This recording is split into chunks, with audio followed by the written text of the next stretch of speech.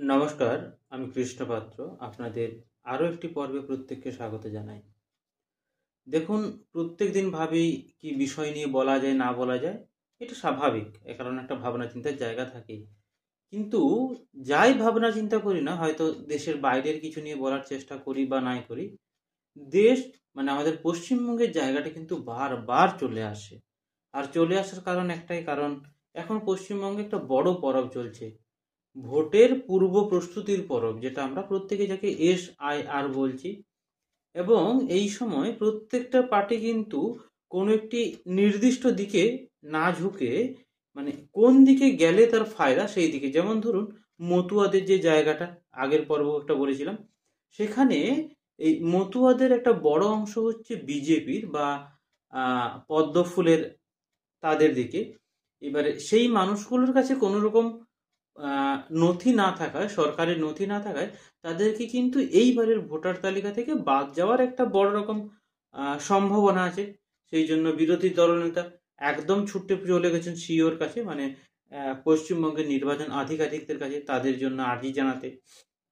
আবার দেখুন, বর্তমানে ডায়মন্ড হারবারে আহ, মমতার ভাইপো অর্থাৎ অভিষেক বন্দ্যোপাধ্যায় বা ব্যানার্জি যাই বলি না কেন, তিনি কিন্তু আবার যথারীতি ওই স্বাস্থ্য শিবির নিয়ে খুব ব্যস্ত।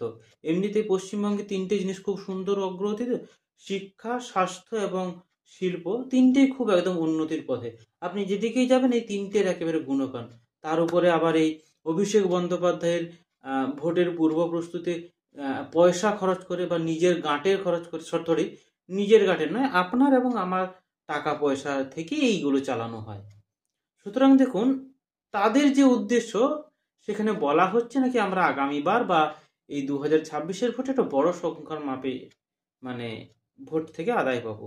আবার দেখুন, রিসেন্টলি মানে যে সমস্ত আধিকারিকরা এই সমস্ত কাজ করছেন বা অফিসাররা, যাদেরকে আমরা BLO বলছি, তারা কিন্তু আর ওই ধর্নাতে নেই, সরাসরি বিক্ষোভে নেমে পড়েছেন।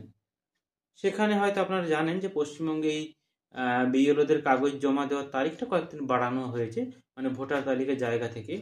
সুতরাং একটা জায়গা কিন্তু আপনারা প্রত্যেকে ভেবে দেখুন, একটা বড় রাজনীতির পরব চলছে আমাদের পশ্চিমবঙ্গে। হ্যাঁ, এইগুলো গ্রামের মানুষের কোনো রকম কোনো ফারাক আসে না বা কেউ কিছু আমরা জানিও না কি হচ্ছে না হচ্ছে।